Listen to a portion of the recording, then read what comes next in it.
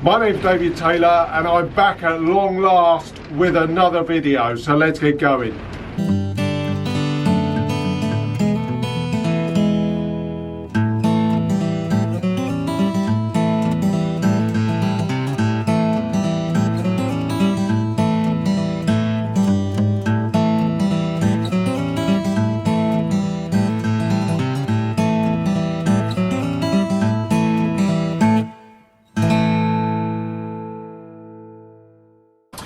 Well, hello, it's Mr. Pelargonium. I'm back with another video at long last, I no doubt you're saying. This will be the first one that I've actually done in the new greenhouse since I set it up. Now, today I'm having to keep all the windows closed because in the UK, in the last couple of weeks really, since the start of March, it's done nothing but blow a gale. We've had shocking winds and it's actually blowing so hard. I am relatively exposed to the west and the wind is coming right in up against the glass house in the west. So I hope you can hear me not too bad, and I can do this video quite straightforwardly without too many issues.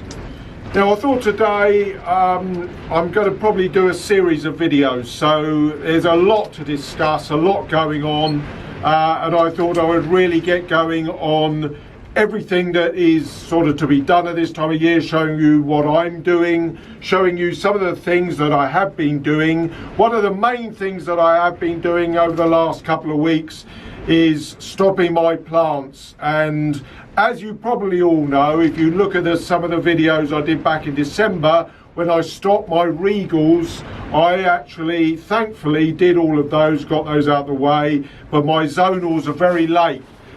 Because of building the greenhouse, getting it set up, and my desperation to get them done, I had to get all my zonals stopped, and this is one of the reasons, why I haven't been able to do a great deal of videos more recently, because I've had to get all my zonal plants stopped, and they are all done. I finished them about sort of a week ago. They're going to be late because they're nearly all doubles, if not all of them actually, and really I like to be stopping at about 18 weeks before our national show, but unfortunately it was 16 weeks really, which in a way is too late. It will depend on the weather. There's an acclimatization process I've got to get used to as well in this new glass house. So that's something that I've got to get used to, new stopping times and things like that I will have to develop over the next few years now that I'm in this new glass house. So I've been doing that. Something I'm going to show you today is one or two of the more basic jobs with regard to, say, some of the younger plants that I'm earmarking for shows in the future, because of course, although I've got older plants that are perfect now for show, you can probably see the glass house is buffeting so much. One of the things that you've got to do is continue to bring on plants for future years.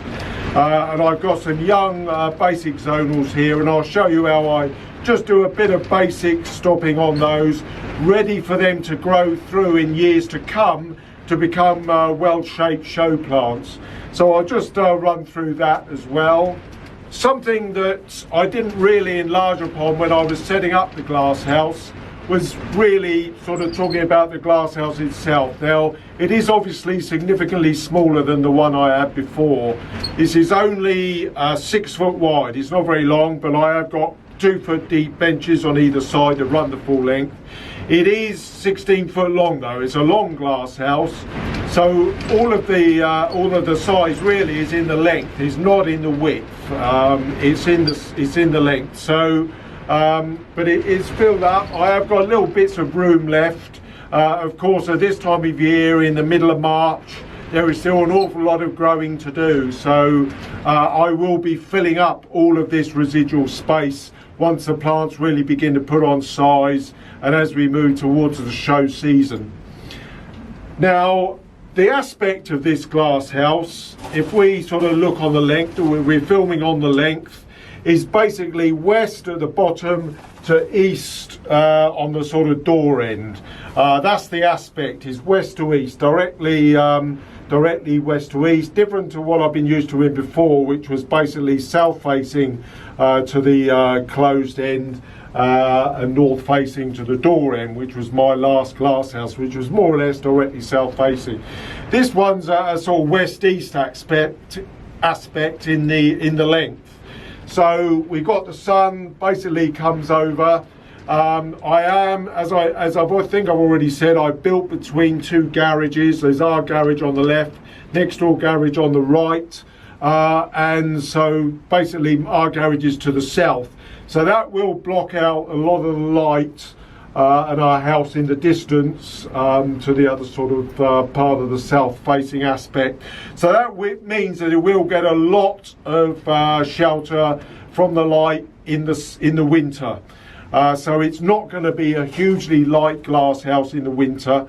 That will, you know, almost certainly change everything that I think about and the way I do things really in the winter, because normally with a south-facing glass house, as I've had before, I used to get a lot of light even in the midwinter, but I will be getting less light, but I don't think it will matter too much.